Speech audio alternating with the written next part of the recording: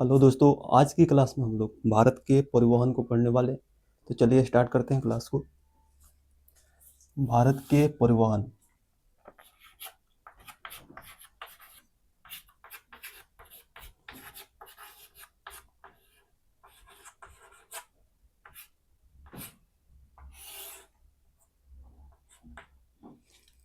अगर बात करें भारत के परिवहन की,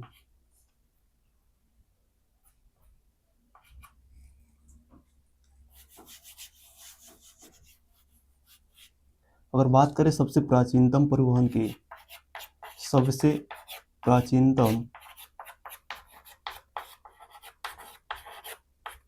परिवहन की,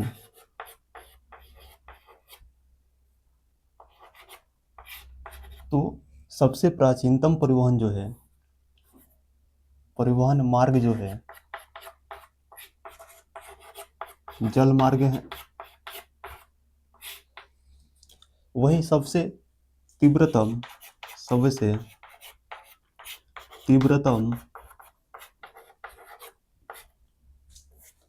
परिवहन मार्ग जो है, वायु मार्ग है। वायु मार्ग है। और परिवहन को तीन भागों में बांटकर पढ़ा जाता है। परिवहन को तीन भागों में बांटकर पढ़ा जाता है। एक है आपका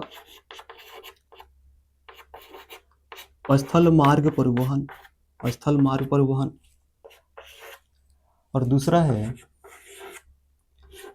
जल मार्ग परिवहन, जल मार्ग परिवहन, और तीसरा है वायु मार्ग परिवहन, वायु मार्ग परिवहन।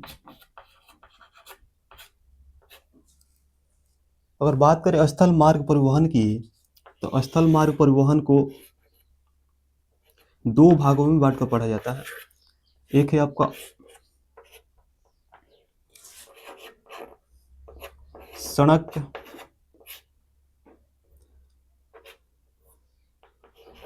मार्ग, और दूसरा है रेल मार्ग, रेल मार्ग। तो चलिए स्टार्ट करते हैं। स्थल मार्ग को देखते हैं।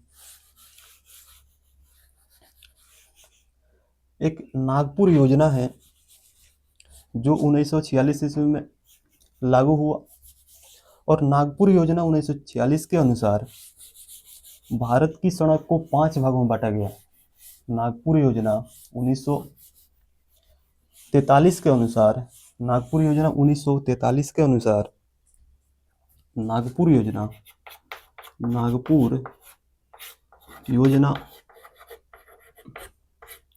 1943 के अनुसार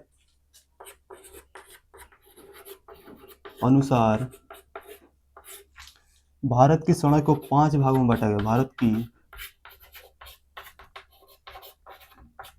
सड़क को 5 भागों में बांटा जाता है। 5 भागों में बांटा गया है। पहला है राष्ट्रीय राजमार्ग, दूसरा है राज्य या प्रांतीय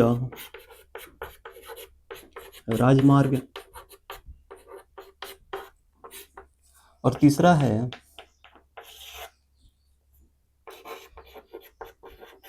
जिला की सड़कें, और चौथा जिला की अन्य सड़कें, जिला की अन्य सड़कें, और पांचवा है ग्रामीण सड़क, ग्रामीण सड़क। अगर बात करें राष्ट्रीय राजमार्ग की,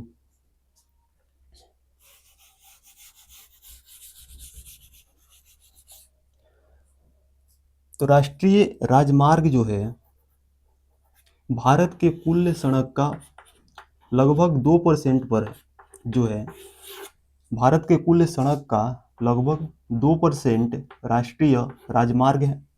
और राष्ट्रीय राजमार्ग जो है संघ सूची के अंतर्गत आता है, संघ सूची के अंतर्गत आता है। इसीलिए राष्ट्रीय राजमार्ग का निर्माण और देख रखाव जो है केंद्र सरकार करती है। केंद्र सरकार करती है।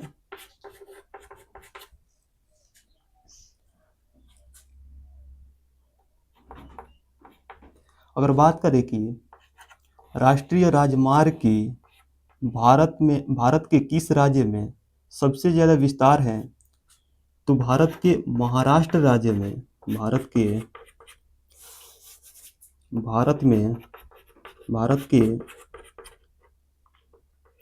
महाराष्ट्र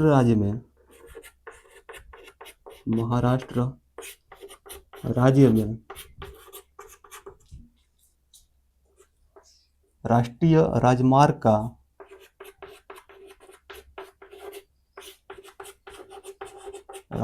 का सर्वाधिक लंबाई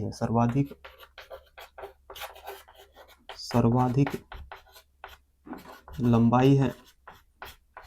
और वहीं दूसरा नंबर पर महाराष्ट्र और दूसरा नंबर पर जो है उत्तर प्रदेश है। और तीसरा नंबर पर राजस्थान में राष्ट्रीय राजमार्ग की लंबाई अधिक है। फिर अगर बात करें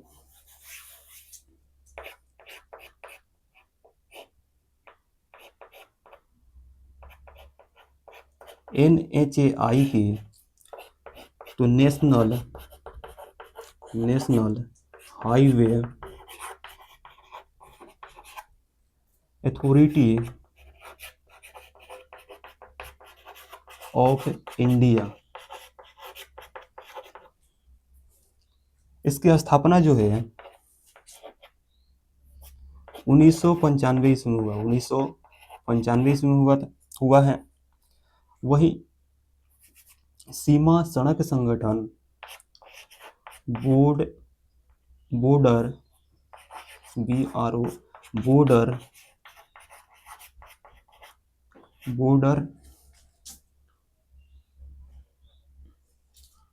रोड ऑर्गेनाइजेशन की जो स्थापना है 1960 ईस्वी में हुआ है।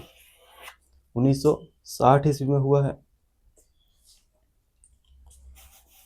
और बात करें स्वर्णिम चतुर्भुज योजना की, स्वर्णिम चतुर्भुज योजना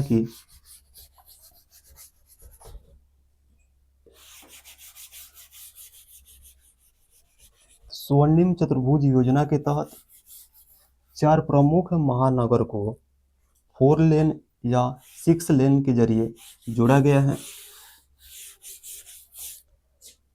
स्वर्णिम चतुर्भुज योजना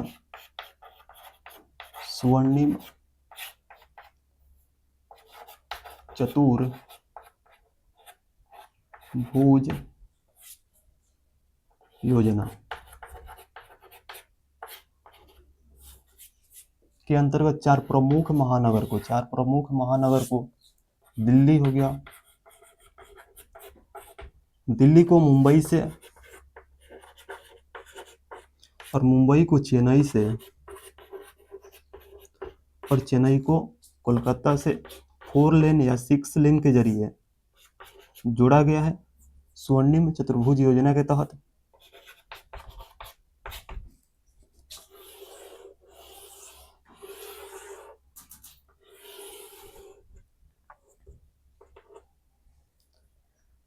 दिल्ली, मुंबई और चेन्नई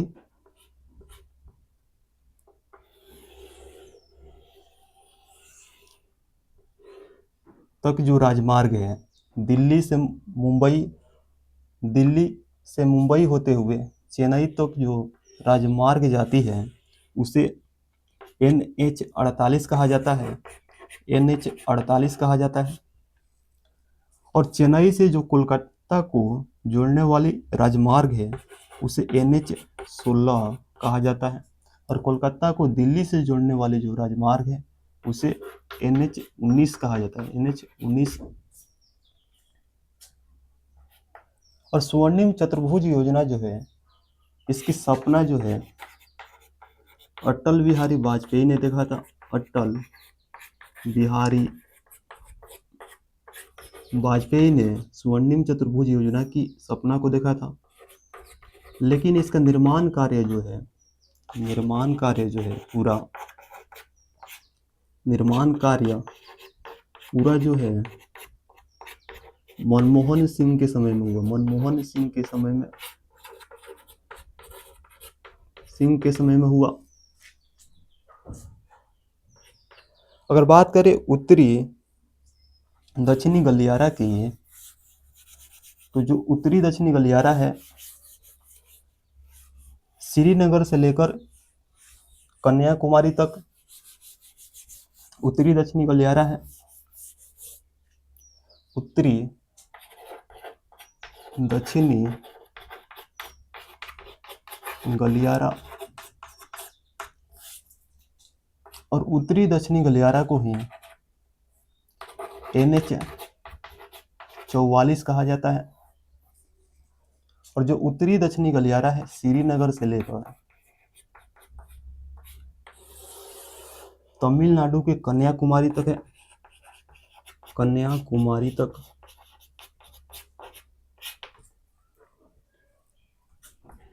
और इसकी जो लंबाई है 3705 किलोमीटर है। और जो उत्तरी दक्षिणी गलियारा है, जिसे NH-44 के नाम से जाना जाता है, और NH-44 जो है भारत का सबसे लंबा राजमार्ग है। भारत का सबसे लंबा राजमार्ग है। भारत का सबसे लंबा राजमार्ग है। और एक है आपका पूर्वी पश्चिमी गलियारा। पूर्वी पश्चिमी गलियारा। पूर्वी पश्चिमी गलियारा जो है असम के सिलचर से लेकर गुजरात के पोरबंदर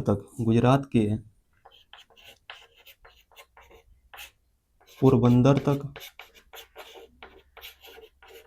और इसकी जो लंबाई है, उत्तरी दक्षिणी गलियारा की जो लंबाई है 3745 किलोमीटर। 3745 किलोमीटर है। वहीं पूर्वी पश्चिमी गलियारा की जो लंबाई है, पूर्वी पश्चिमी गलियारा की जो लंबाई है, और पूर्वी पश्चिमी गलियारा को ही NH-27 के नाम से जाना जाता है। NH-27 के नाम से जाना जाता है। और इसकी जो लंबाई है 3507 किलोमीटर है। और NH-44 जो है भारत का दूसरा सबसे लंबा राष्ट्रीय राजमार्ग है। फिर इसके बाद अगर देखें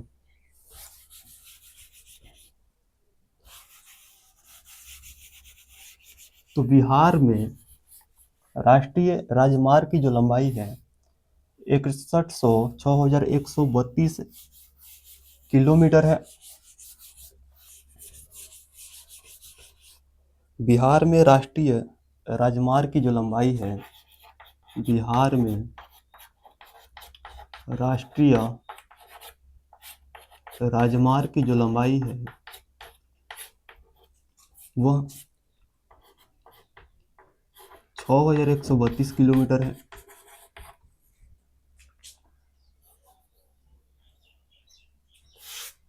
अगर बात करें दंतक परियोजना की,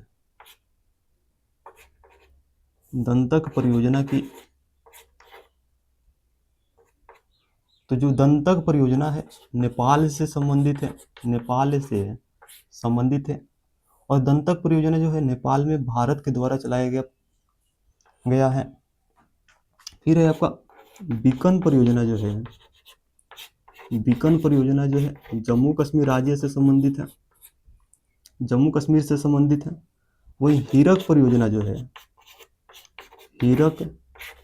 जो है महाराष्ट्र राज्य से संबंधित है। फिर अगर बात करें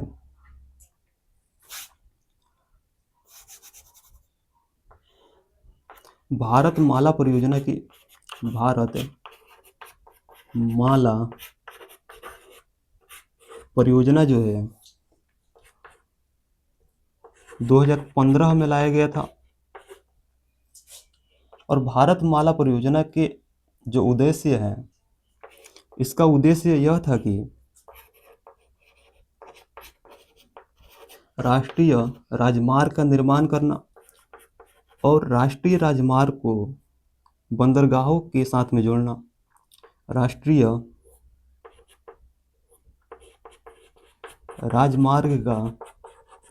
राजमार्ग का निर्माण करना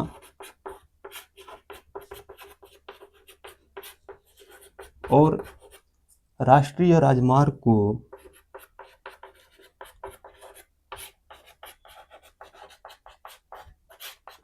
बंदरगाह के साथ में जोड़ना, बंदरगाह से जोड़ना, इसका उद्देश्य था। और एक है आपका सेतु भारतम परियोजना, सेतु भारतम परियोजना। और सेतु भारतम परियोजना जो है 2016 ईस्वी में लाया गया था। और सेतु भारतम परियोजना का जो उद्देश्य है, इसका उद्देश्य यह था कि जो राष्ट्रीय राजमार्ग है उसको,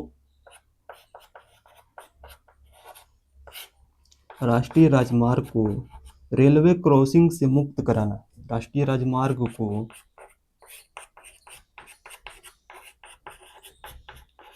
रेलवे क्रॉसिंग से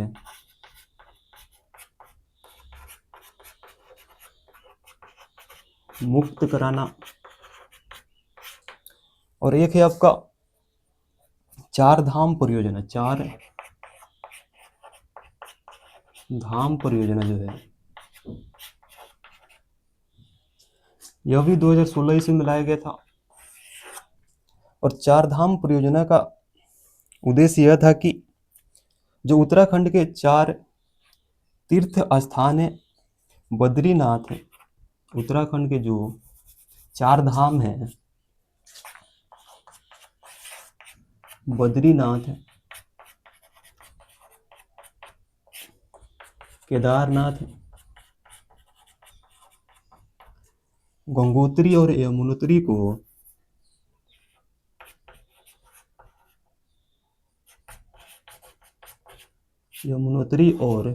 गंगोत्री को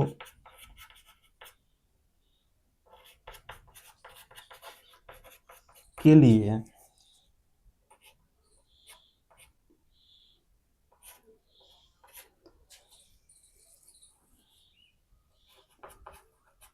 राजमार्ग का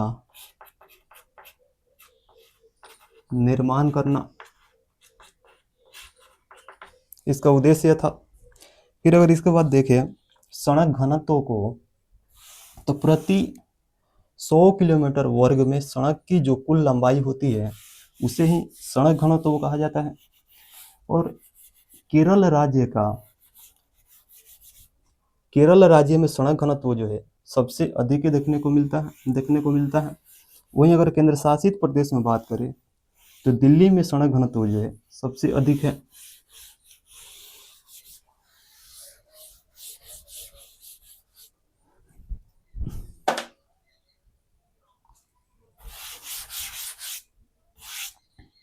सड़क घनत्व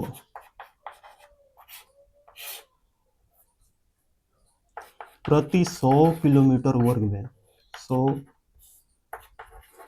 किलोमीटर वर्ग में सड़क के कुल लंबाई को ही सड़क घनत्व कहा जाता है।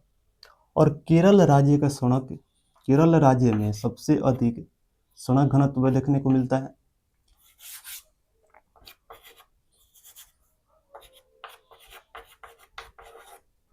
केरल में सबसे अधिक या सर्वाधिक सड़क घनत्व है, सर्वाधिक सड़क घनत्व है।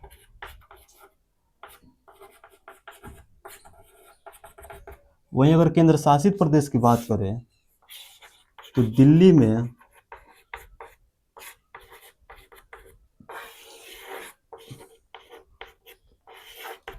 सड़क घनत्व जो है सबसे अधिक है।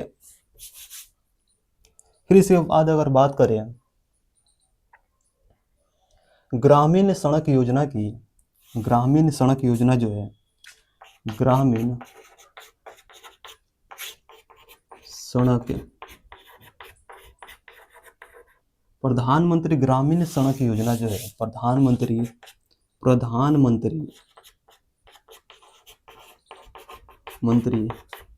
ग्रामीण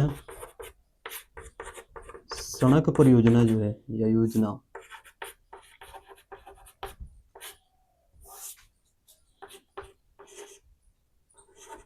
2005 ईस्वी में लाया गया और इस योजना का उद्देश्य यह था कि ग्रामीण सड़क को मुख्य सड़क से जोड़ना या राजमार्ग से ग्रामीण सड़क को जोड़ना। और जो प्रधानमंत्री ग्रामीण सड़क योजना है, यह अटल बिहारी वाजपेयी के समय, अटल बिहारी वाजपेयी के समय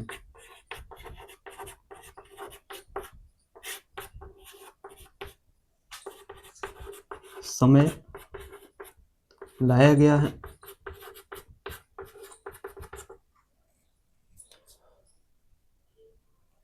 फिर अगर बात करें राष्ट्रीय राजमार्ग की,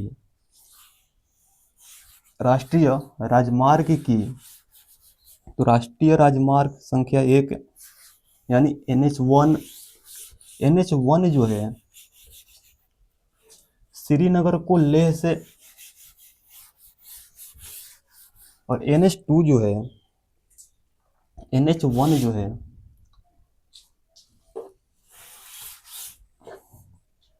NH1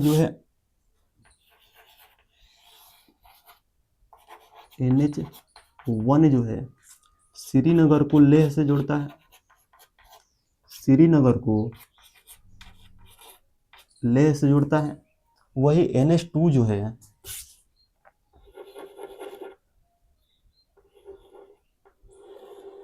असम के डिब्रूगढ़ से लेकर मिजोरम के तुईपांग तक है। NH2 जो है असम के डिब्रूगढ़ से लेकर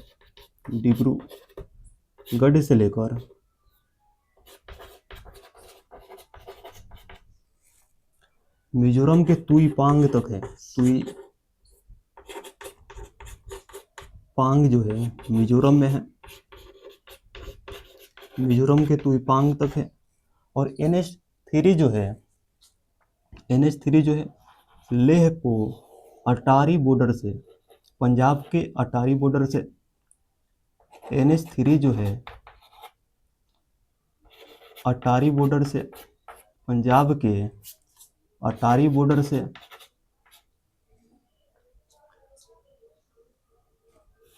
और NH4 जो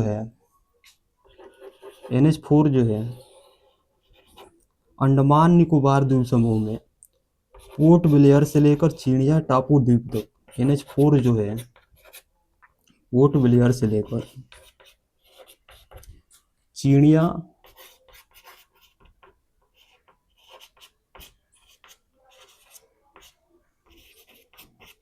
टापू द्वीप तक। और NH5 जो है पंजाब के फिरोजपुर से लेकर हिमाचल प्रदेश के सिपकिला तक, पंजाब के फिरोजपुर से लेकर हिमाचल प्रदेश के सिपकिला तक हिमाचल प्रदेश के सिप्पिला तक।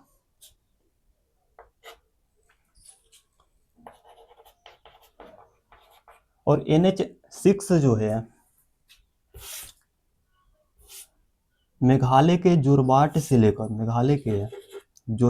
लेकर मिजोरम के शिलिंग तक।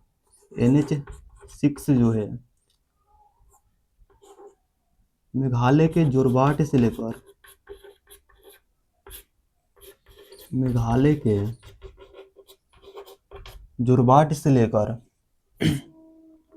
मिजोरम के शिलिंग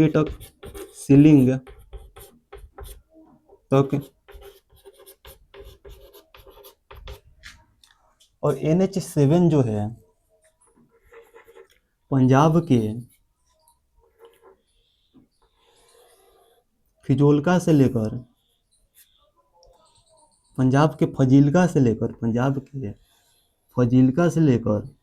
उत्तराखंड के पिथौरागढ़ तक। पंजाब के फजील्का से लेकर उत्तराखंड के माना तक NH7 जो है पंजाब के फजील्का से लेकर उत्तराखंड के माना तक। वही NH8 जो है असम के करीमगंज से लेकर त्रिपुरा के सबरूम तक। असम के करीमगंज से लेकर त्रिपुरा के सबरूम तक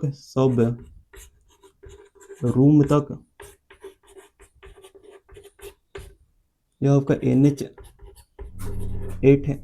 और NH9 जो है पंजाब के मलोट से लेकर उत्तराखंड के पिथौरागढ़ तक। यह आपका NH9 है।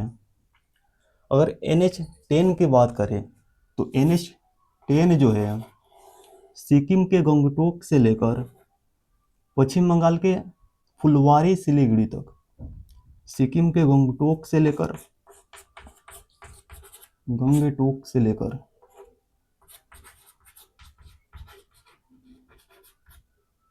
पश्चिम बंगाल के फुलवारी सिलीगुड़ी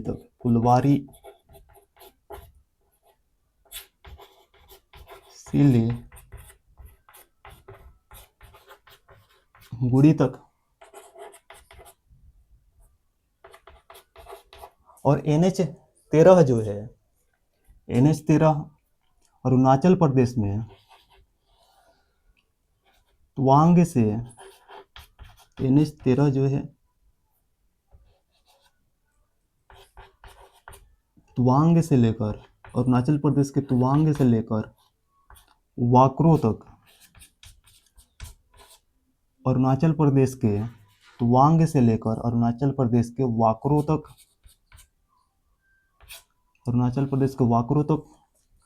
और NH52 जो है फिर NH30 जो है उत्तराखंड के सितारगंज से लेकर आपका आंध्र प्रदेश के कोडोपल्ली तक। उत्तराखंड के सितारगंज से लेकर आंध्र प्रदेश के कोडोपल्ली तक।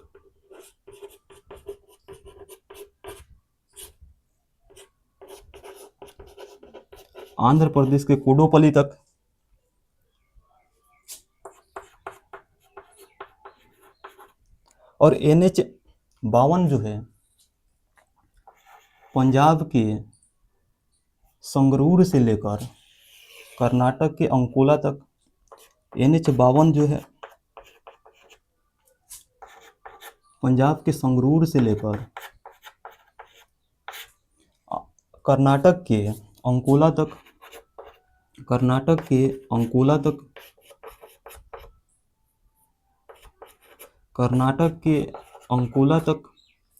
और NH53 जो है गुजरात के हजीरा से लेकर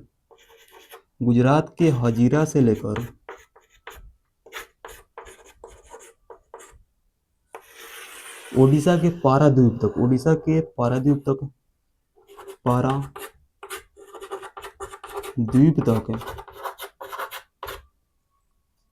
NH-53 है।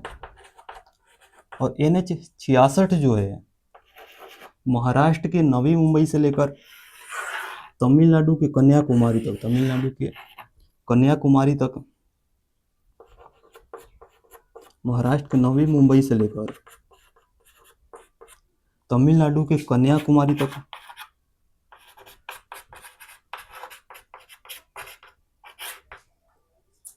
NH-66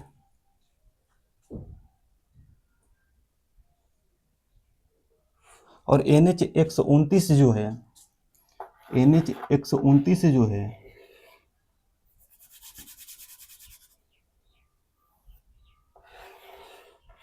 असम के नुमालीगढ़ से लेकर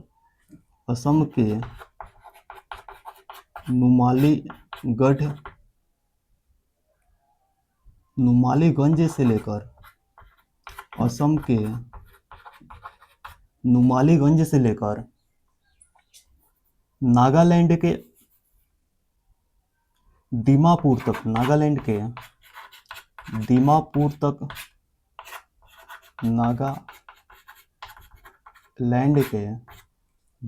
तक, ये था राष्ट्रीय राजमार्ग।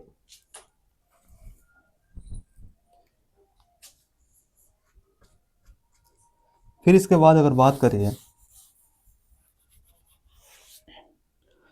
तो प्रांतीय या राज्य राजमार्ग की सबसे ज्यादा सर्वाधिक जो लंबाई है महाराष्ट्र राज्य में ही, जिला सड़कें के भी सर्वाधिक जो लंबाई है महाराष्ट्र में ही है, और ग्रामीण सड़क की भी सर्वाधिक जो लंबाई है महाराष्ट्र राज्य में ही है।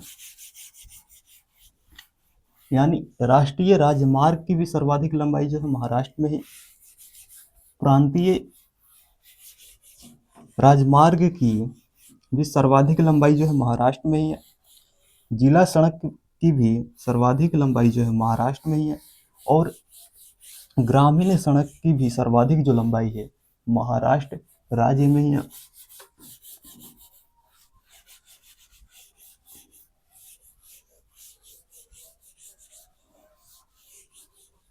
अगर बात करें कि सर्वप्रथम जीरो माइल स्टोन जो है, सर्वप्रथम भारत में जीरो माइल स्टोन जो है, सर्वप्रथम भारत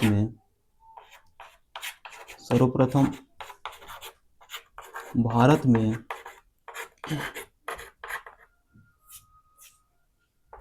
जीरो माइल स्टोन जो है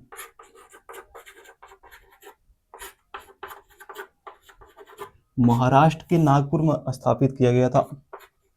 महाराष्ट्र के नागपुर में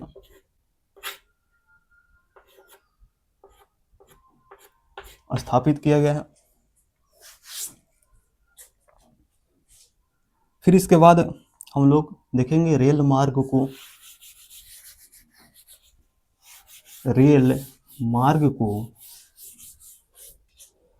और बात करें रेल मार्ग की तो भारत में रेल का विकास जो है ब्रिटिश काल से ही हुआ है। भारत में रेल का विकास जो है ब्रिटिश काल से हुआ है। भारत में रेल का जो विकास है, भारत में रेल का विकास ब्रिटिश काल से हुआ है। तो भारत में रेल का जनक जो है, भारत में रेल का जनक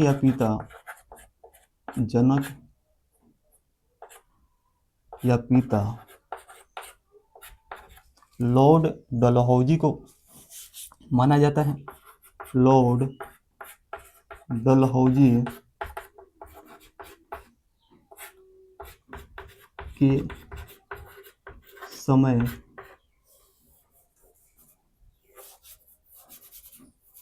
डलहौजी को माना जाता है, क्योंकि भारत में रेल का विकास जो है, सर्वाधिक विकास जो है लॉर्ड डलहौजी के समय ही हुआ था।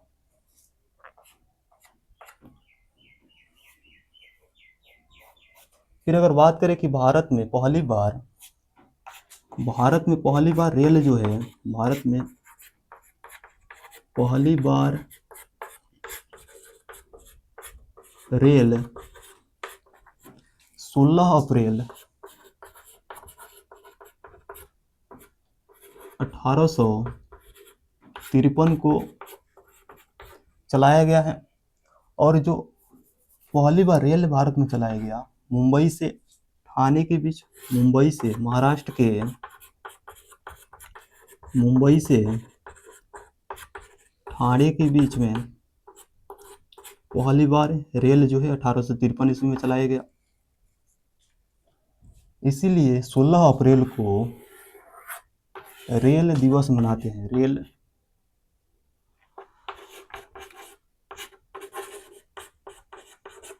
रेल दिवस मनाया जाता है।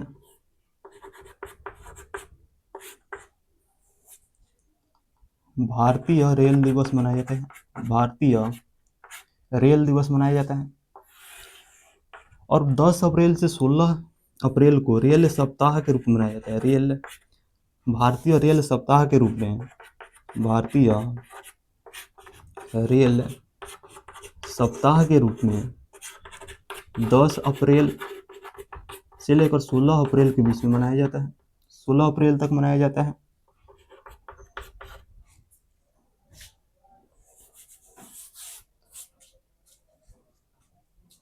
वहीं अगर बात करें कि भारत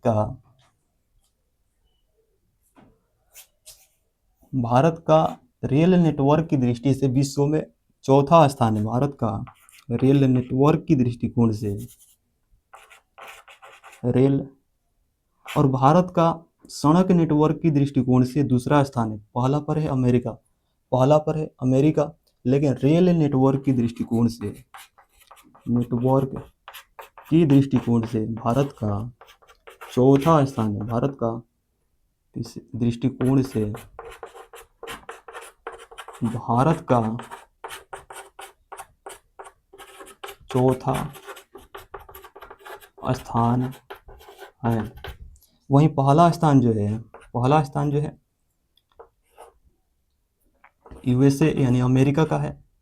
दूसरा स्थान चीन का है, और तीसरा स्थान रूस का है, और चौथा स्थान जो है भारत का है। और विश्व में पहली बार जो रेल है ब्रिटेन में 1825 ईस्वी में। विश्व में पहली बार जो रेल है ब्रिटेन में 1825 ईस्वी में स्टोकटन से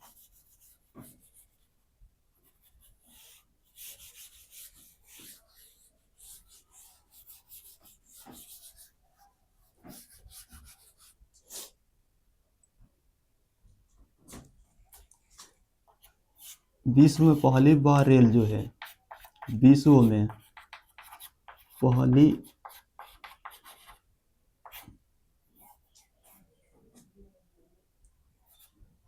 बार रेल जो है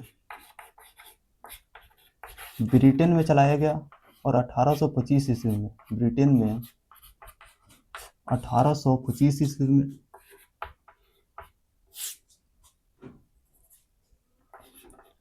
स्टोकटन से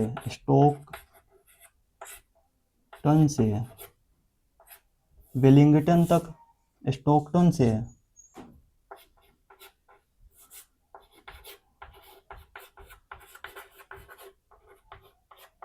वेलिंगटन के बीच में चलाया गया।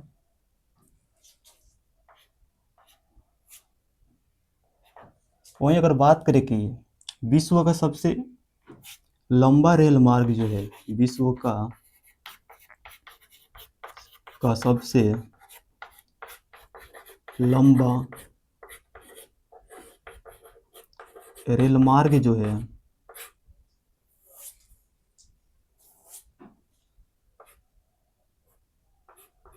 विश्व का सबसे लंबा रेल मार्ग जो है trans Siberian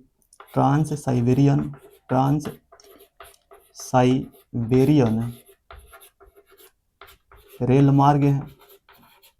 trans Siberian rail मार्ग है। और जो ट्रांस साइबेरियन रेल मार्ग है यह रूस में है और इसकी जो लंबाई है 9,438 किलोमीटर है और यह रूस के लेनिनग्राड से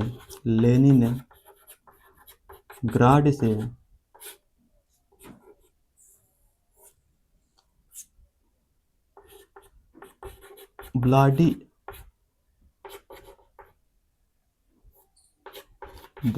के बीच में, लेनिनग्राड से व्लादिवोस्टोक के बीच में, व्लादिवोस्टोक के बीच में है।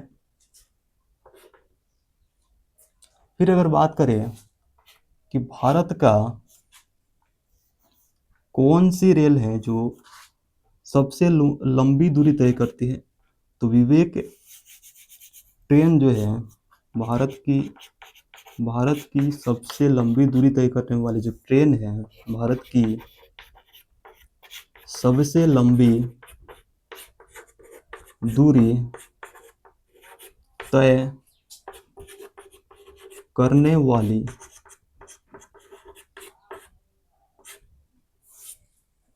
ट्रेन जो है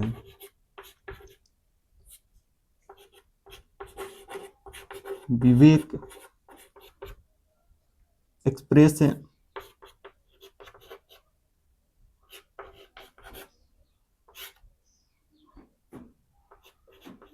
विवेक एक्सप्रेस है और जो विवेक एक्सप्रेस है यह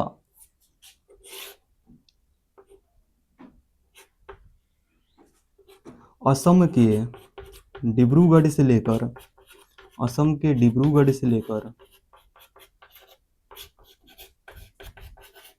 लेकर तमिलनाडु के कन्याकुमारी तक जाती है। कन्याकुमारी तक जाती है और जो विवेक एक्सप्रेस है यह 4,286 किलोमीटर की दूरी जो है तय करती है।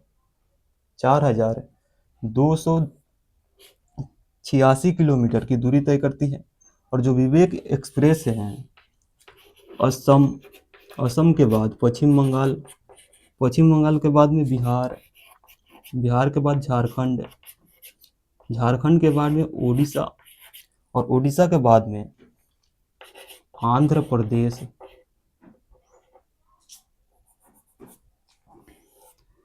तेलंगाना,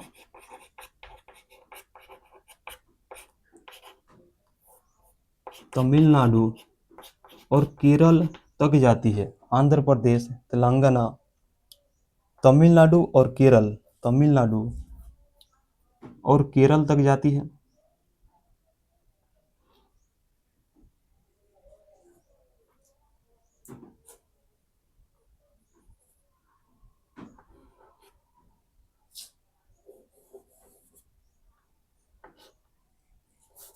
तेलंगाना, केरल और तमिलनाडु के कन्याकुमारी तक जाती है। फिर अगर बात करें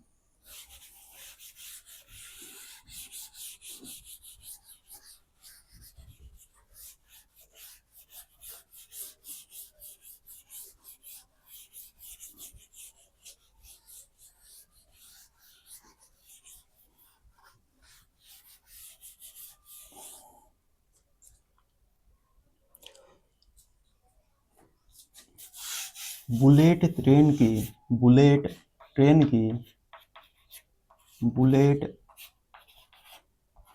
की तो जो बुलेट ट्रेन की स्पीड होती है 350, यानी सबसे तेज गति से चलने वाली ट्रेन है। सबसे तेज गति से चलने वाली ट्रेन है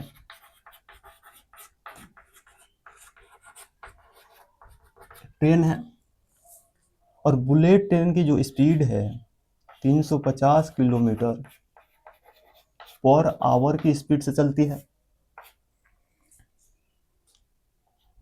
और भारत में बुलेट ट्रेन जो है, भारत में जापान के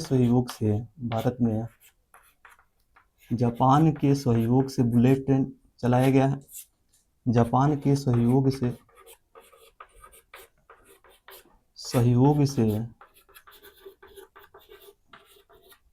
बुलेट ट्रेन जो है चलाया गया है। और भारत में पहली बार बुलेट ट्रेन जो है अहमदाबाद से लेकर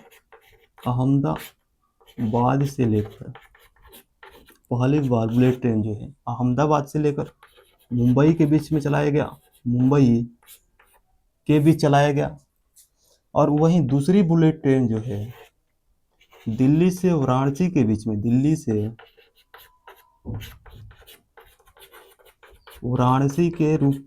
बीच में चलाया गया है। फिर इसके बाद अगर बात करें मोनो रेल की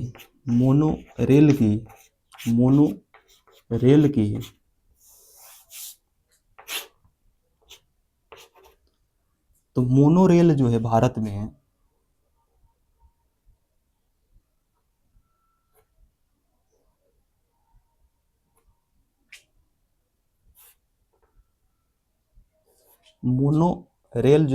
में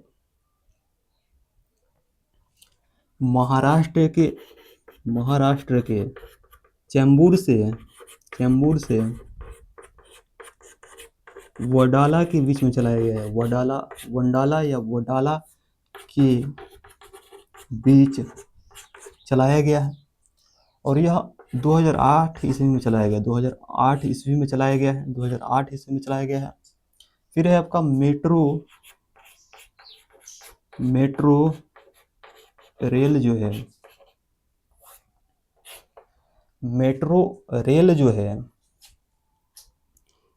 रेल की आधारशिला इसकी आधारशिला को तैयार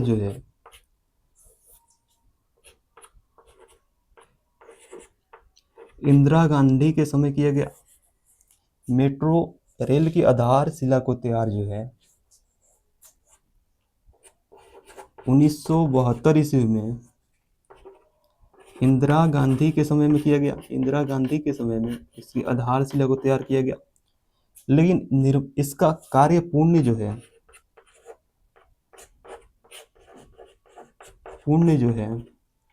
1984 ईस्वी में हुआ। और 1984 ईस्वी में पहली बार मेट्रो रेल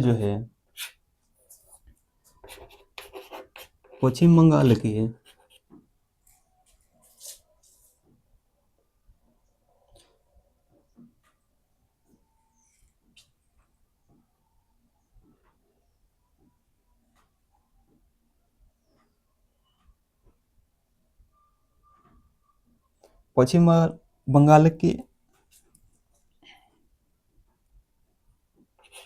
दार्जिलिंग से लेकर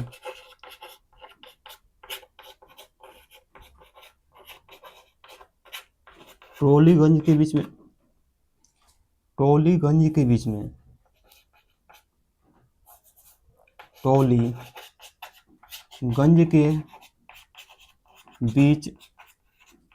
में चलाया गया है। वहीं अगर बात करें कि विश्व में पहली बार मेट्रो रेल जो है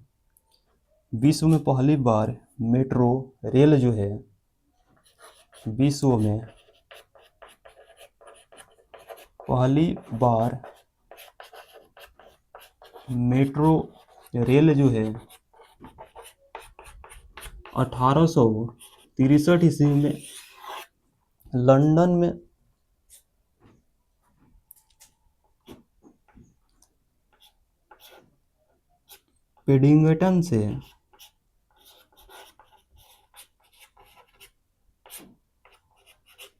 पेडिंगटन के चलाया गया।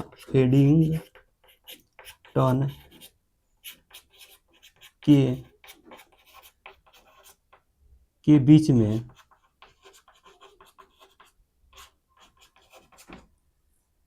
चलाया गया है।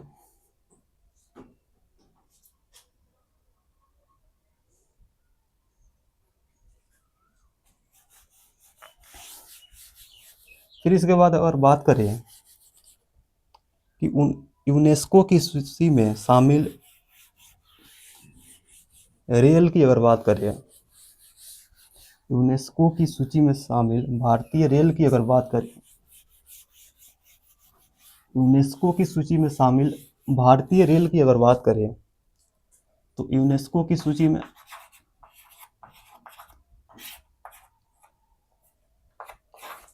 पहला है कालका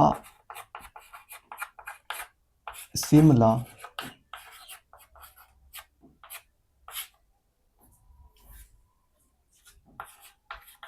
रेल मार्ग को शामिल किया गया है, और दूसरा है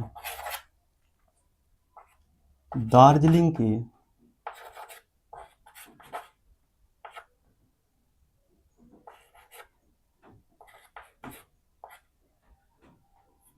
माउंटेन, दार्जिलिंग माउंटेन रेल को, और तीसरा है नीलगिरी माउंटेन रेल को, और चौथा है छत्रपति शिवाजी टर्मिनल को, शिवाजी टर्मिनल को शामिल किया गया है। फिर इसके बाद अगर बात करें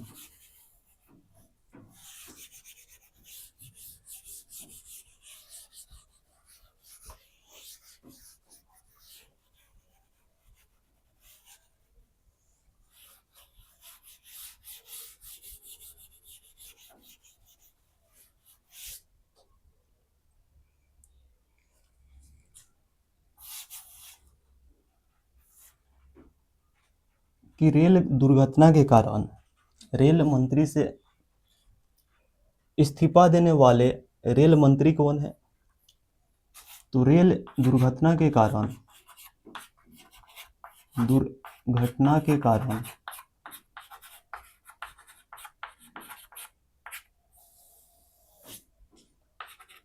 रेल मंत्री के पद से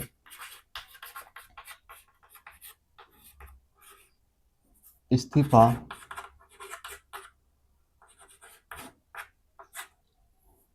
कौन कौन से रेल मंत्री ने दिया? तो एक है आपका पहला जो रेल मंत्री थे जिन्होंने रेल दुर्घटना के कारण रेल मंत्री के पद से इस्तीफा दिया, तो वे थे लाल बहादुर शास्त्री। लाल बहादुर शास्त्री ने 1956 में तमिलनाडु में हुए रेल दुर्घटना के कारण रेल मंत्री के पद से इस्तीफा दिया था। लाल बहादुर शास्त्री ने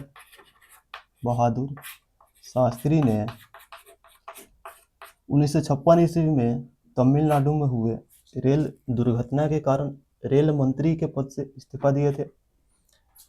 और 1990 में श्री माननीय नीतीश कुमार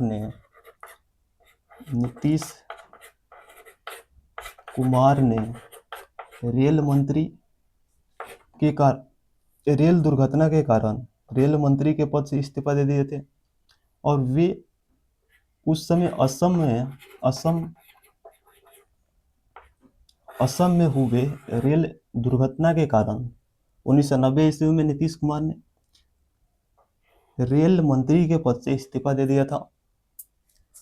और 2017 में सुरेंद्र नाथ प्रभु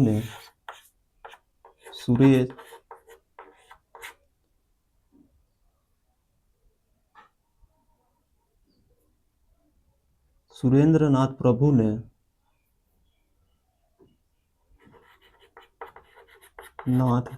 प्रभु ने रेल दुर्घटना के कारण रेल के पद से रेल मंत्री के पद से इस्तीफा दे दिए थे। अगर बात करें कि अंतरिम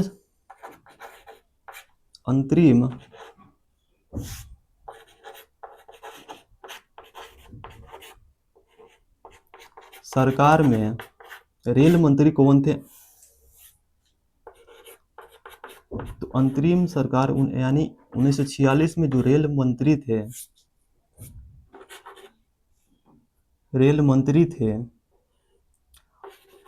वे आसफ अली थे। आसफ अली यानी 1946 ईस्वी में रेल मंत्री थे। वहीं अगर बात करें कि स्वतंत्र भारत के प्रथम रेल मंत्री की, स्वतंत्र भारत के प्रथम रेल मंत्री की अगर बात करें तो स्वतंत्र भारत के प्रथम रेल मंत्री जो है जॉन मथाई थे। वहीं भारत की पहली महिला रेल मंत्री जो है, भारत की पहली महिला रेल मंत्री जो है वे ममता बनर्जी थी। ममता बनर्जी थी।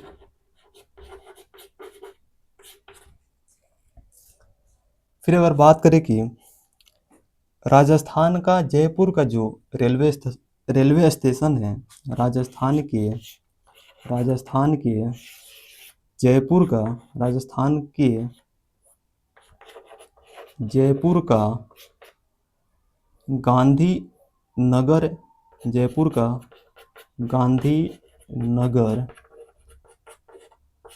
रेलवे स्टेशन जो है 2018 से पूर्णतः महिलाओं द्वारा संचालित रेलवे स्टेशन है। पूर्णतः महिलाओं द्वारा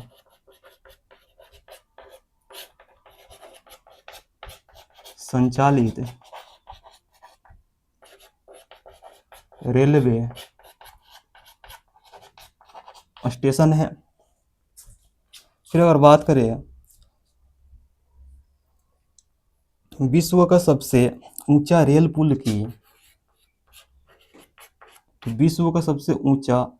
पुल जो है जम्मू कश्मीर में चिनाब नदी पर विश्व का सबसे ऊंचा रेल पुल जो है जम्मू कश्मीर में चिनाब नदी पर चिनाब ब्रिज है। चिनाब नदी पर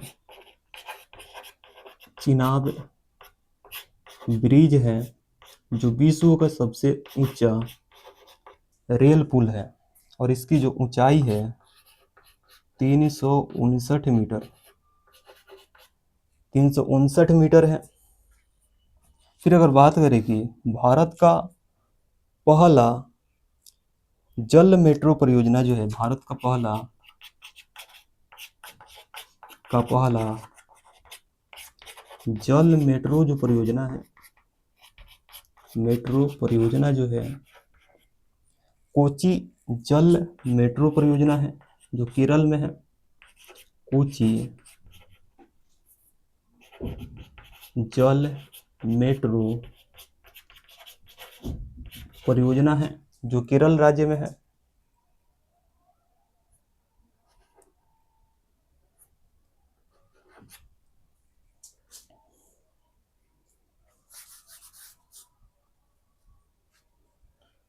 फिर इसके बाद अगर बात करें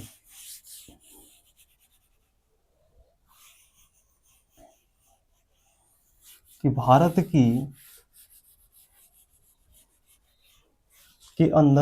के अंदर सबसे तेज गति से चलने वाली जो ट्रेन है वह वंदे भारत है, और वंदे भारत की जो स्पीड है 180 किलोमीटर पर आवर।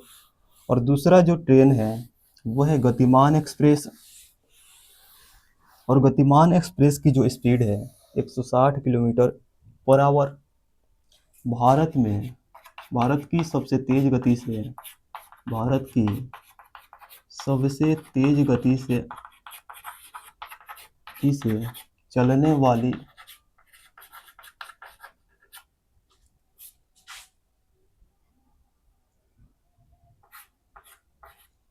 वाली जो ट्रेन है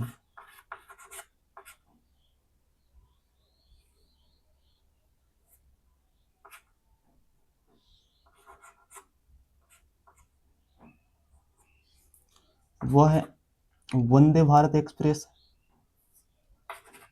वंदे भारत एक्सप्रेस, और इसकी जो स्पीड है 180 किलोमीटर पर आवर। जहां पर हम बताए हैं कि 1825 ईस्वी में विश्व की पहली ट्रेन जो है 1825 ईस्वी में लंदन में स्टॉकहोम से, जहां पर वेलिंगटन लिखवा दी है वहां पर डार्लिंगटन कर लीजिएगा, यानी विश्व की पहली ट्रेन जो है 1825 ईस्वी में लंदन में स्टॉकटन से डार्लिंगटन के बीच चलाया गया था। स्टॉकटन से डार्लिंगटन के बीच चलाया गया था। और वह भारत के अंदर दूसरी सबसे तेज गति से चलने वाली जो ट्रेन है वह है आपका गतिमान एक्सप्रेस।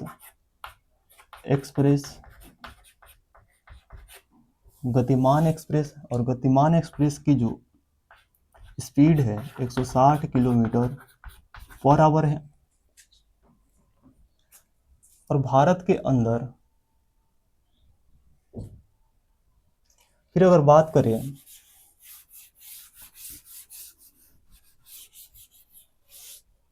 भारत का सबसे बड़ा रेल कोच फैक्ट्री की, भारत का सबसे बड़ा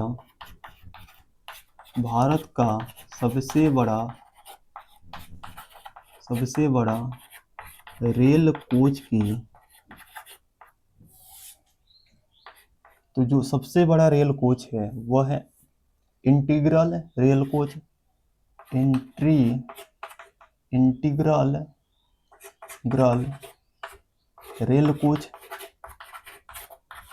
और इंटीग्रल रेल कोच जो है तमिलनाडु के पराम्बूर में है,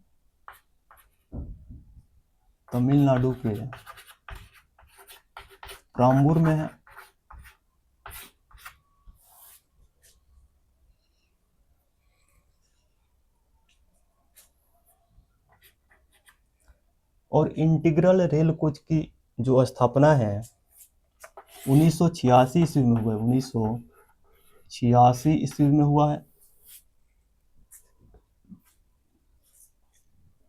फिर अगर बात करें पश्चिम बंगाल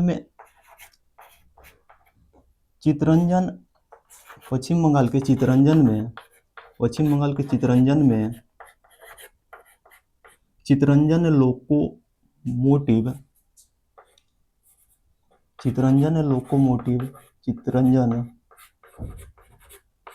लोकोमोटिव वर्क्स जो है इसकी स्थापना 1950 ईस्वी में किया गया है। और जो चितरंजन लोकोमोटिव वर्क्स है यह विद्युत रेल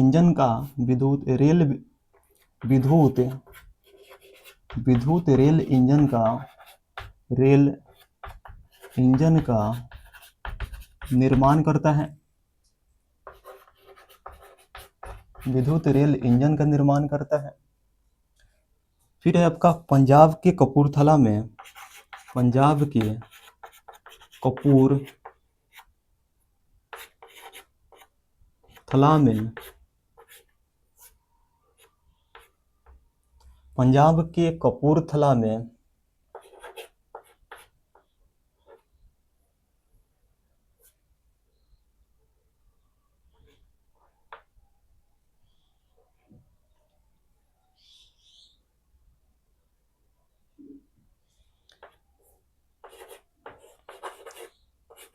जो रेल फैक्ट्री है,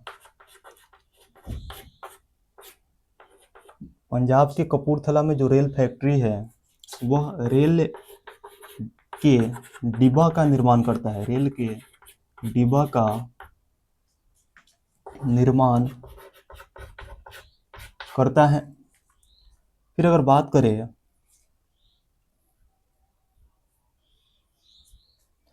उत्तर प्रदेश के वाराणसी में डीजल लोकोमोटिव वर्क्स जो है, डीजल लोकोमोटिव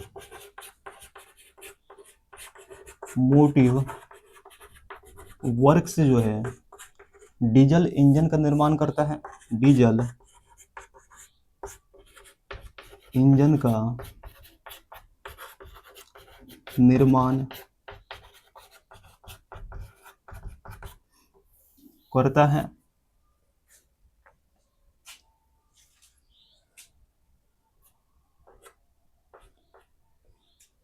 फिर अगर बात करें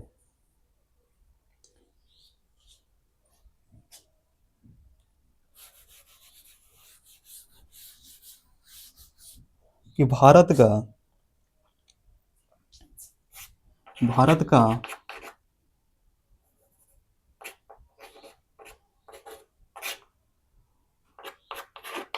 का प्रथम विद्युत रेल जो है,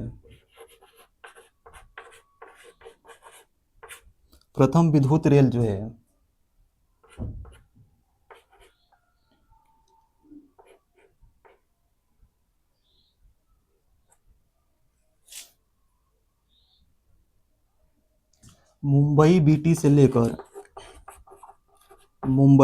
महाराष्ट्र में मुंबई बीटी से लेकर महाराष्ट्र के कुर्ला हार्बर के बीच में, कुर्ला हार्बर के बीच में चलाया गया है।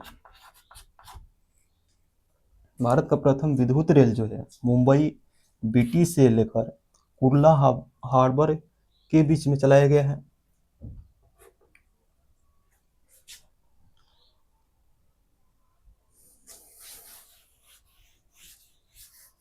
फिर इसके बाद अगर बात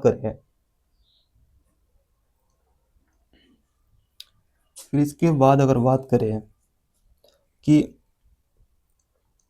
रेल पटरी के दूरी के आधार पर, रेल दो पटरियों के बीच की दूरी के आधार पर रेलवे गेज को 3 भागों में बांटा गया है। दो पटरियों के बीच की दो पटरियों के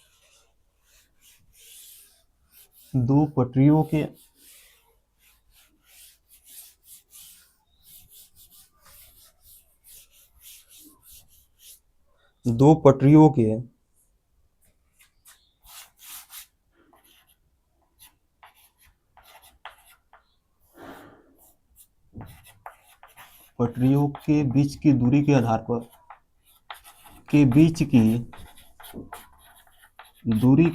पर रेलवे गेज को 3 भागों में बांटा गया है। रेलवे गेज को 3 भागों में बांटा गया। एक है आपका बड़ी लाइन, अगर दो पटरियों के बीच की दूरी 1.676 मीटर है तो उसे बड़ी लाइन कहा जाता है। अगर दूसरा है मीटर लाइन, अगर दो पटरियों के बीच की दूरी जो है 1 मीटर है तो उसे मीटर लाइन कहा जाता है। और तीसरा है छोटी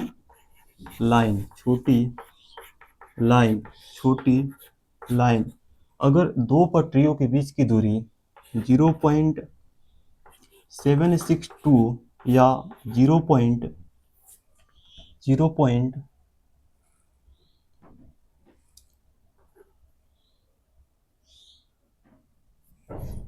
610 मीटर है, तो उसे छोटी लाइन कहा जाता है, छोटी लाइन जो है कहा जाता है।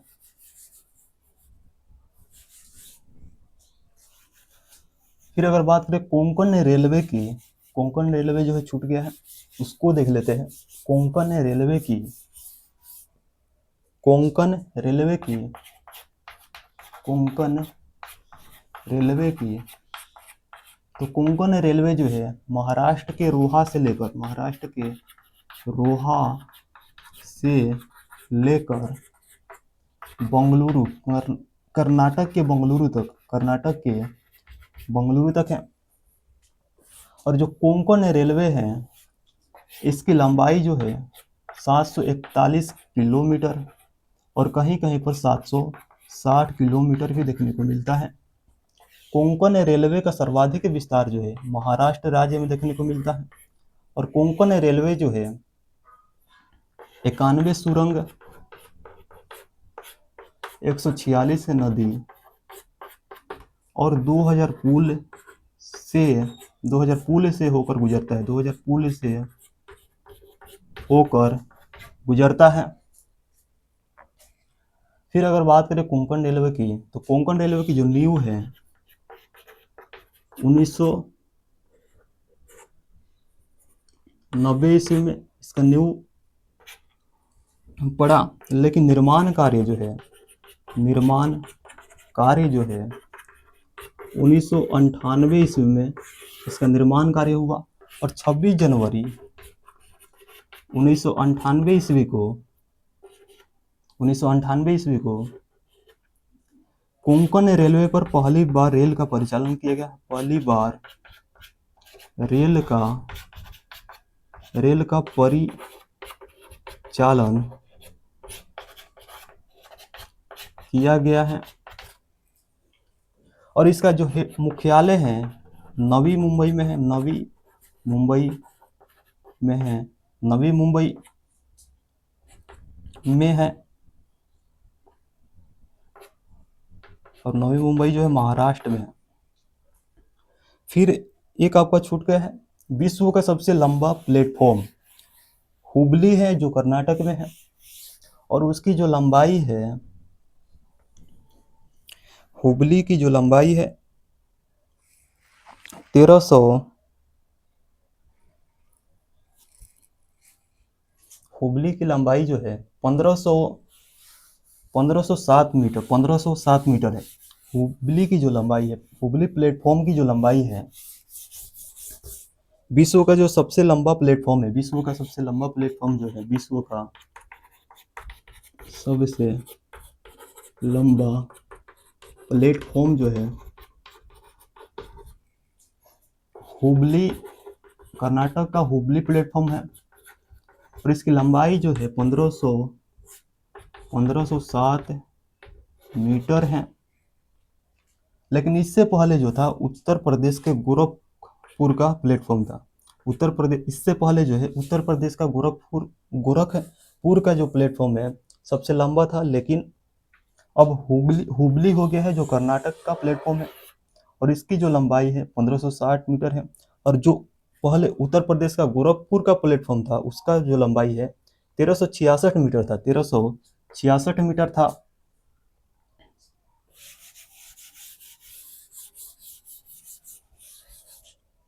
फिर अगर बात करें तो भारत और पाकिस्तान के बीच में, भारत और पाकिस्तान के बीच में समझौता एक्सप्रेस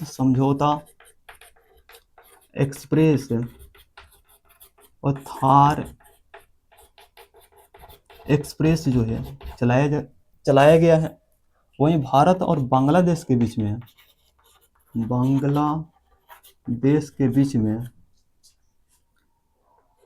मैत्री एक्सप्रेस, मैत्री ट्रेन, बंधन ट्रेन और मिताली ट्रेन जो है भारत और बांग्लादेश के बीच में चलाया गया है, भारत और बांग्लादेश के बीच में चलाया गया है। फिर इसके बाद हम लोग देखेंगे वायु मार्ग को, और जो सबसे तीव्रतम परिवहन मार्ग है वह वायु मार्ग है। वायु मार्ग जो सबसे तीव्रतम परिवहन मार्ग है वह वायु मार्ग है। और भारत में पहली बार वायुयान जो है 1911 ईस्वी में उत्तर प्रदेश में इलाहाबाद से नैनी के बीच में उड़ाया गया था। नैनी के बीच में पहली बार वायुयान जो है उड़ाया गया था। वायुयान उड़ाया गया। फिर अगर बात करें कि वायुयान का राष्ट्रीयकरण जो है, वायु मार्ग का राष्ट्रीयकरण या वायु मार्ग का राष्ट्रीयकरण जो है 1953 ईस्वी में किया गया है। वहीं भारतीय वायु पतन प्राधिकरण की स्थापना जो है पतन प्राधिकरण की जो स्थापना है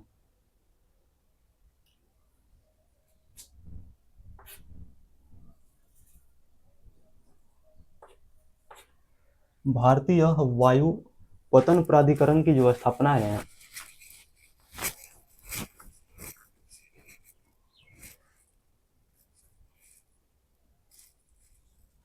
1995 ईस्वी में किया गया है। 1995 ईस्वी में किया गया है।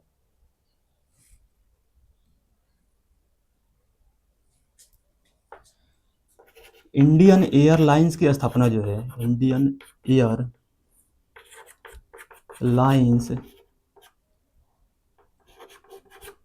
की स्थापना जो है 1953 ईस्वी में किया गया है। 1953 ईस्वी में किया गया है।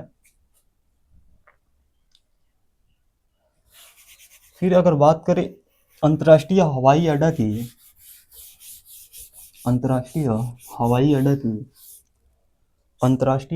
की अगर बात करें तो लद्दाख में कुशोक बकुला रिम्पोची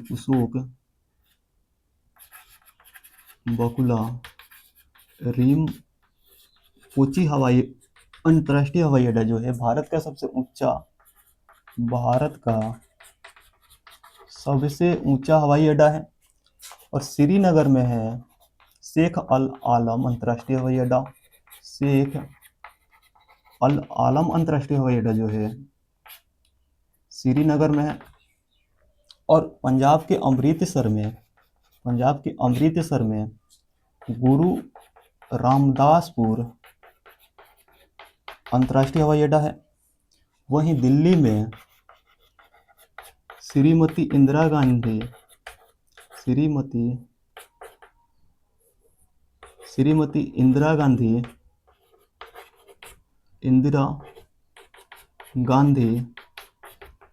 अंतर्राष्ट्रीय हवाई अड्डा है, जो भारत का सबसे बड़ा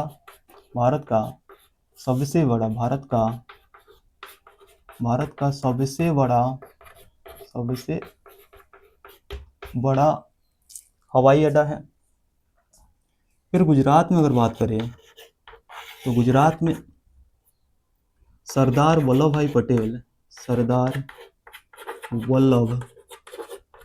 भाई पटेल अंतर्राष्ट्रीय हवाई अड्डा। मध्य प्रदेश में देवी अहिल्याबाई होलकर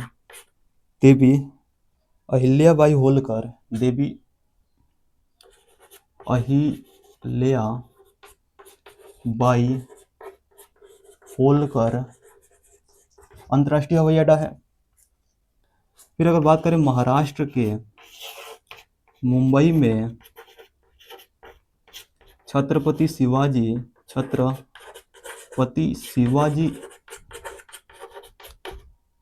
अंतर्राष्ट्रीय हवाई अड्डा। और महाराष्ट्र के नागपुर में डॉक्टर भीमराव अंबेडकर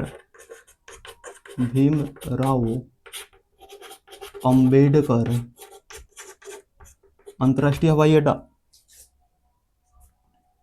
और गोवा में दाबोलिम अंतर्राष्ट्रीय हवाई अड्डा, दाबोलिम अंतर्राष्ट्रीय हवाई अड्डा। कर्नाटक के बंगलुरु में केम्पेगौड़ा अंतर्राष्ट्रीय हवाई अड्डा, केम्पेगौड़ा अंतर्राष्ट्रीय हवाई अड्डा। और केरल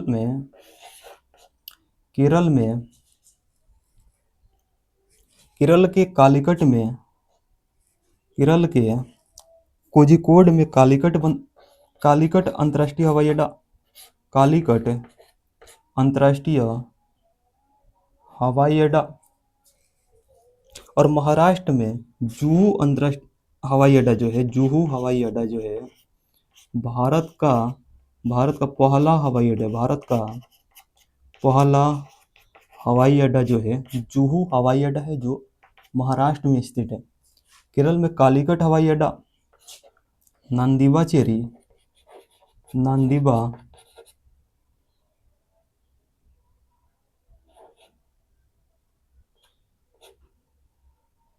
केरल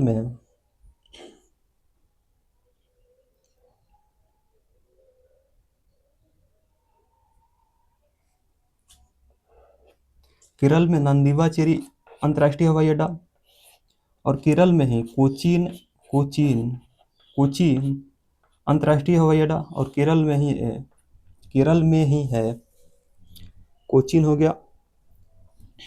और त्रिवेंद्रम अंतर्राष्ट्रीय हवाई अड्डा जो है केरल राज्य में ही है। त्रिवेंद्रम अंतर्राष्ट्रीय हवाई अड्डा जो है केरल राज्य में ही है। पर बात करें तमिलनाडु राज्य में स्थित अंतर्राष्ट्रीय हवाई अड्डा की, तो तमिलनाडु के चेन्नई में मीनाम्बक्कम अंतर्राष्ट्रीय हवाई अड्डा,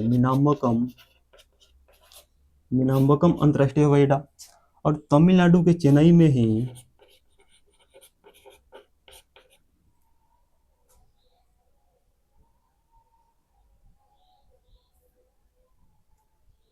तमिलनाडु के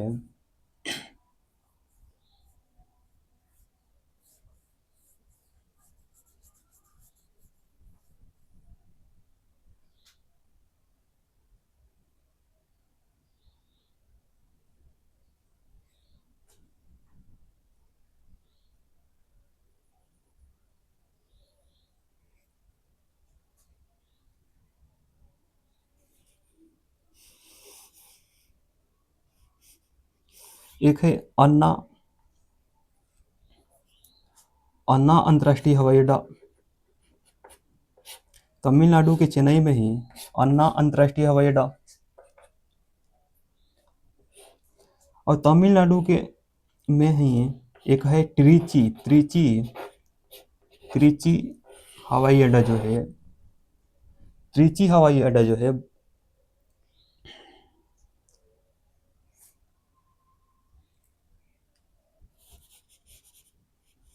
त्रिची हवाई अड्डा जो है भारत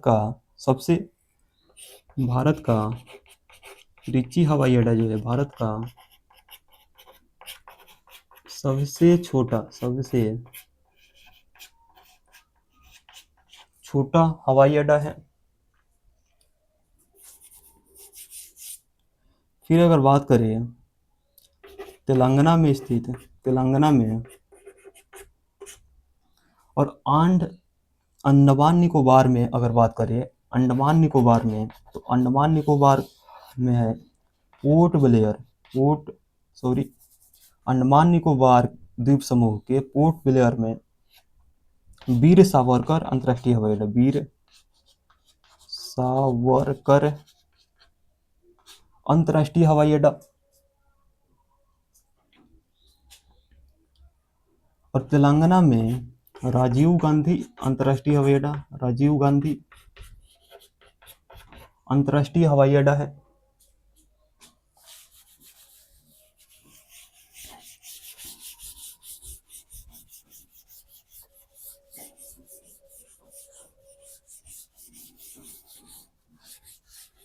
फिर इसके बाद अगर बात करें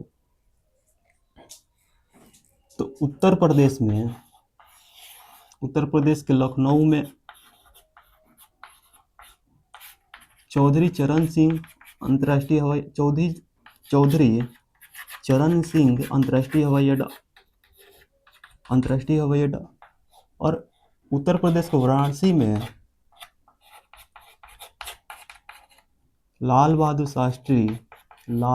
बहादुर शास्त्री अंतर्राष्ट्रीय हवाई अड्डा। और बिहार के पटना में जयप्रकाश नारायण हवाई अड्डा, जयप्रकाश नारायण हवाई अड्डा। पश्चिम बंगाल के सिल्लीगुड़ी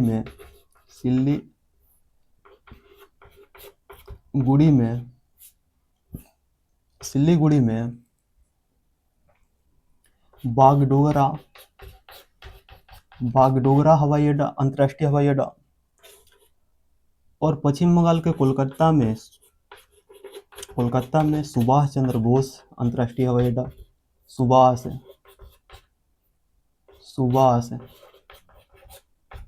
चंद्र बोस अंतर्राष्ट्रीय हवाई अड्डा। और छत्तीसगढ़ के रायपुर में स्वामी विवेकानंद अंतर्राष्ट्रीय हवाई अड्डा, स्वामी विवेकानंद अंतर्राष्ट्रीय हवाई अड्डा। और असम के गुवाहाटी में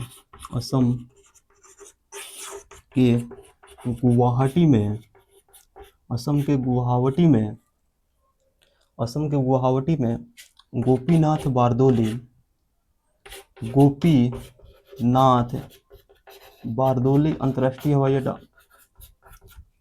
हवाई अड्डा।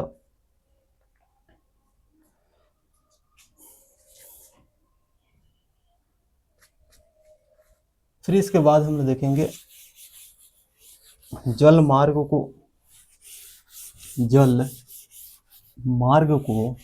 तो जल मार्ग को दो भागों में बांट कर पढ़ा जाता है। एक है समुद्री जल मार्ग, एक है आंतरिक जल मार्ग। जल मार्ग को दो भागों में बांट कर पढ़ा जाता है। एक है आपका समुद्री जल मार्ग,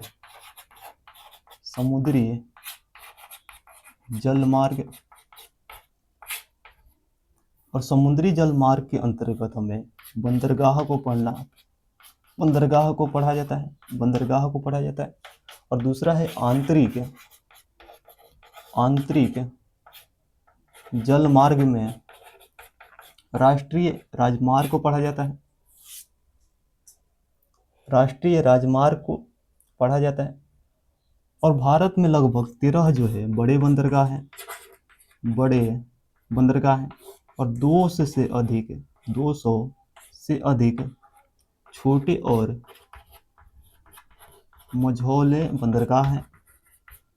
छोटे और मझोले बंदरगाह जो है समवर्ती सूची के अंतर्गत आता है, और वही बड़े बंदरगाह जो है संघ सूची के अंतर्गत आता है।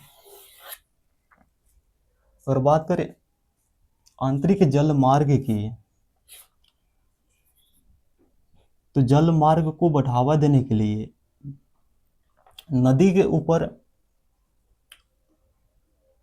यानी आंतरिक भाग में, देश के आंतरिक भाग में जल मार्ग को बढ़ावा देने के लिए नदी के ऊपर राष्ट्रीय जल मार्ग का निर्माण जो है किया गया है।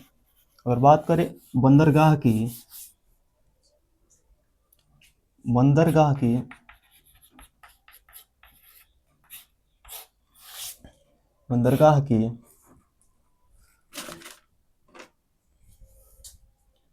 अगर बात करें गुजरात में स्थित बंदरगाह की, तो गुजरात में है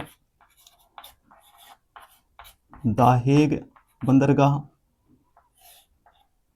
बंदरगाह जो है एक रसायन बंदरगाह है। और दूसरा है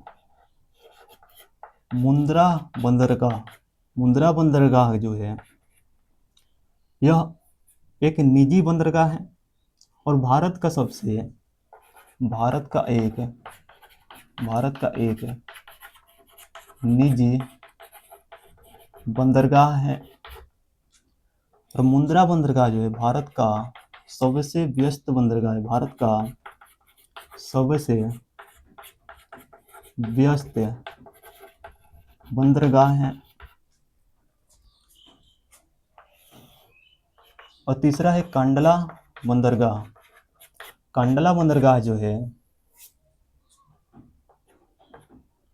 कांडला बंदरगाह जो है यह एक ज्वारीय बंदरगाह है, ज्वारीय बंदरगाह है। और कांडला बंदरगाह का नाम बदलकर पंडित दीनदयाल उपाध्याय कर दिया गया है।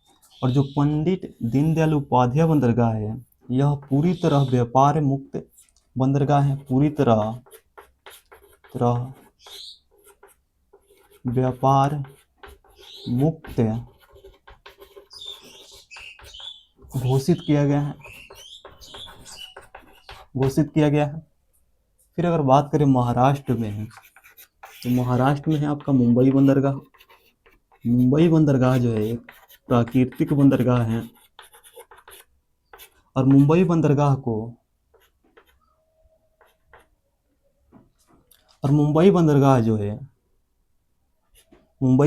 को भारत का प्रवेश द्वार कहा जाता है, भारत का प्रवेश द्वार कहा जाता है।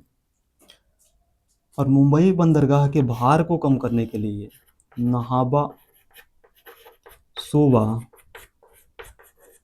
बंदरगाह का निर्माण किया गया है। और नाहरबा सोवा जो बंदरगाह है, यह कृत्रिम बंदरगाह है।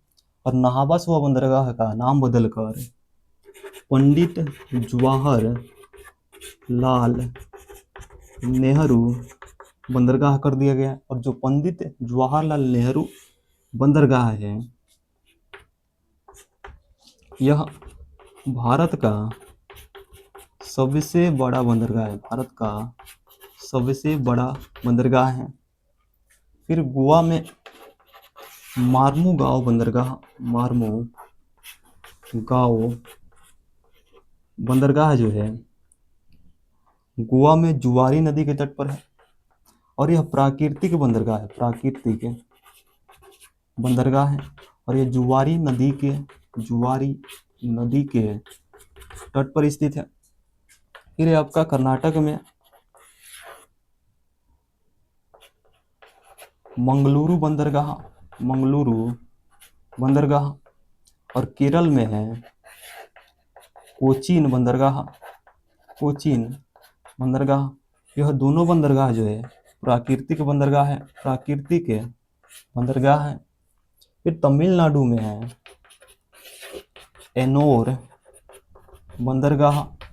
और एनोर बंदरगाह जो है एक प्राकृतिक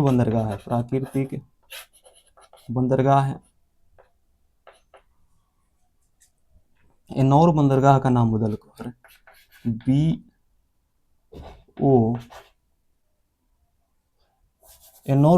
बंदरगाह का नाम बदलकर कामराज कर दिया गया है। कामराज यानी एनोर बंदरगाह का नया नाम जो है कामराज बंदरगाह है।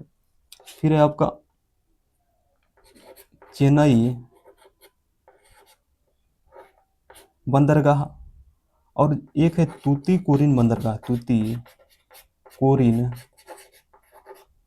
बंदरगाह जो है, ये दोनों कृत्रिम बंदरगाह है। और जो चेन्नई बंदरगाह है भारत का सबसे पुराना बंदरगाह है, भारत का सबसे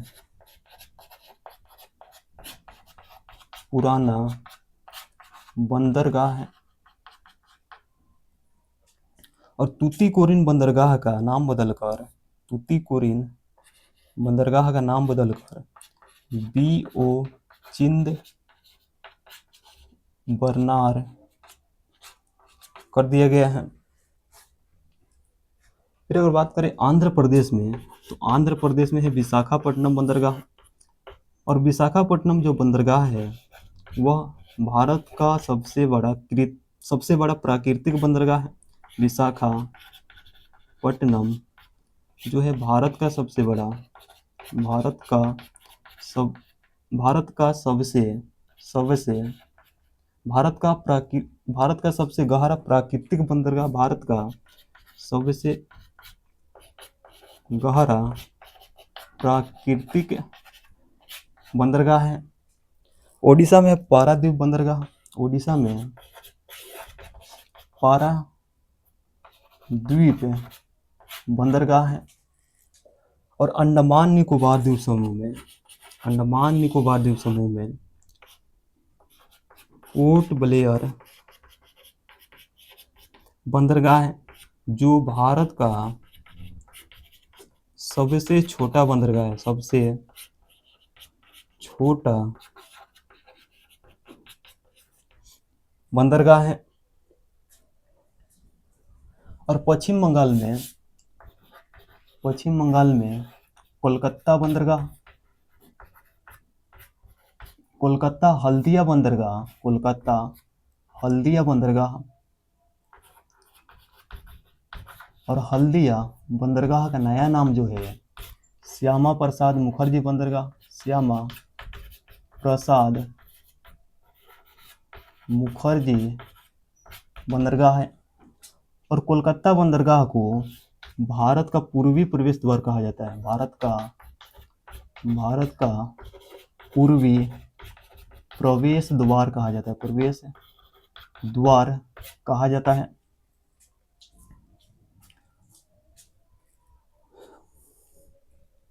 फिर इसके बाद अगर देखें राष्ट्रीय जलमार्ग को,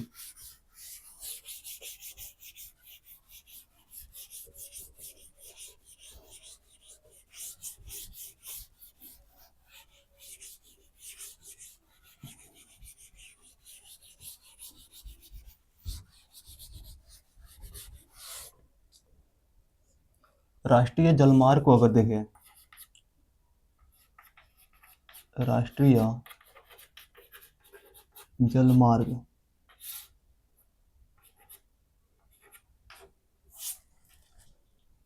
तो पहला जो राष्ट्रीय जलमार्ग है वह गंगा नदी पर है। गंगा नदी पर और इसकी जो लंबाई है 1620 किलोमीटर है। और जो पहला राष्ट्रीय जलमार्ग है वह भारत का पहला और सबसे लंबा राष्ट्रीय जलमार्ग है। भारत का पहला और सबसे लंबा राष्ट्रीय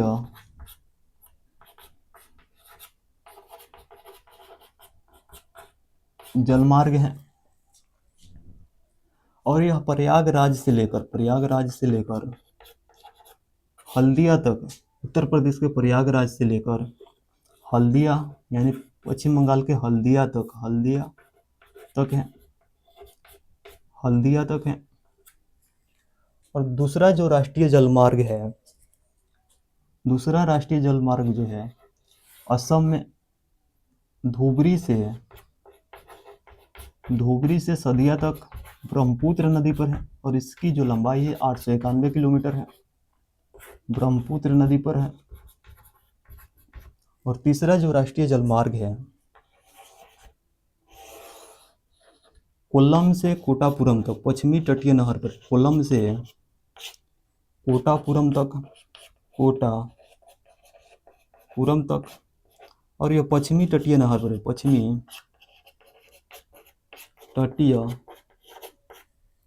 पश्चिमी तटीय नहर पर है। और चौथा जो है काकीनाडा से लेकर मरक्का नंद तक है।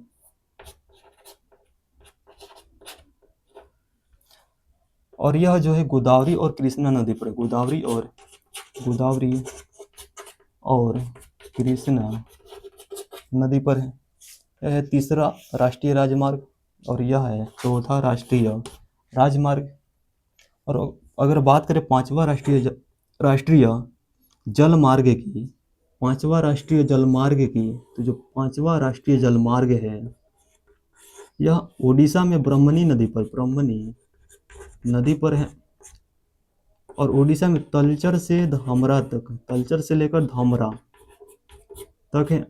और छठा जो है असम में, असम में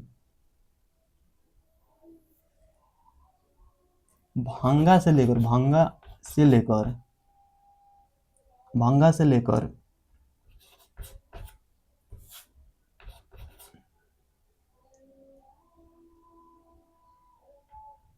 लखीपुर तक, भांगा से लेकर लखीपुर तक, भांगा से लेकर लखीपुर तक है। और यह बराक नदी पर है, बराक नदी पर असम राज्य में। फिर इसके बाद हम लोग देखेंगे पाइप लाइन को, पाइप लाइन को, पाइप लाइन को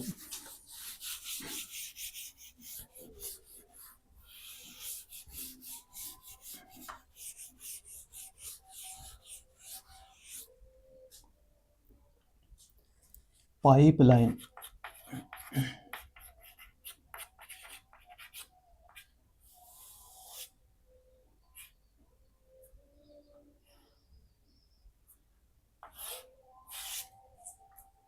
तो पाइपलाइन के जरिए गैसीय जो पदार्थ होता है या जो द्रव पदार्थ होता है उसको एक स्थान से दूसरे स्थान पर भेजा जाता है। जो पेट्रोलियम पदार्थ होता है, जो पेट्रोलियम पदार्थ होता है उसको पाइपलाइन के जरिए एक स्थान से दूसरे स्थान पर भेजा जाता है। और भारत में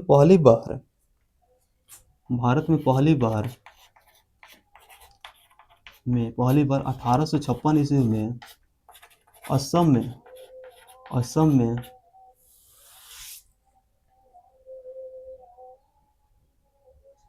में डिब्रूगढ़ से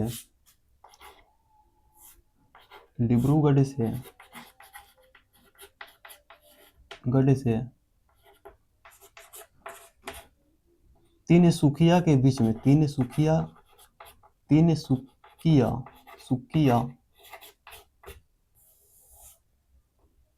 डिब्रूगढ़ से तिनसुकिया जो है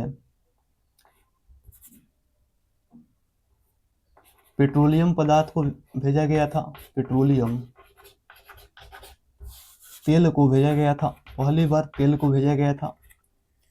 डिब्रूगढ़ से तिनसुकिया जो है पहली बार 1856 ईस्वी में तेल को भेजा गया था पाइपलाइन के जरिए।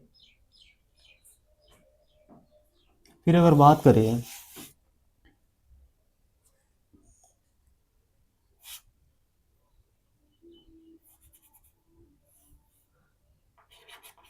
एक है आपका मुंबई पुणे पाइपलाइन, महाराष्ट्र राज्य में है। और एक है आपका कोयली जो है गुजरात में है। और मथुरा जो है उत्तर प्रदेश में। Pipeline Mathura pipeline.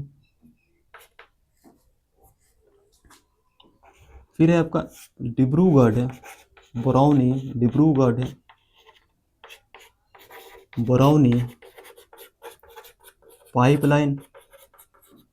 बरौनी जो है बिहार में है और डिब्रूगढ़ जो है असम में है। बरौनी पाइपलाइन की जो स्थापना है 1964 ईस्वी में किया गया है और रूस के सहयोग से किया गया है।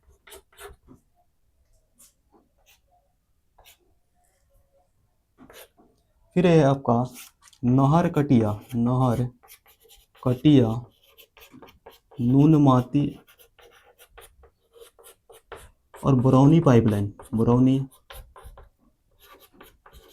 पाइपलाइन जो है। नहर कटिया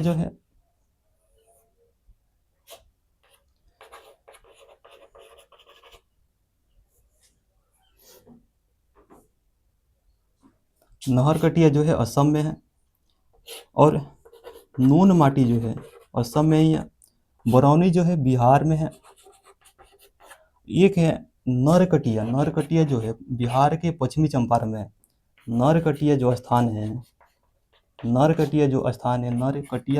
जो है यह बिहार के पश्चिमी चंपारण, बिहार के पश्चिमी चंपारण में स्थित है, चंपारण में स्थित है।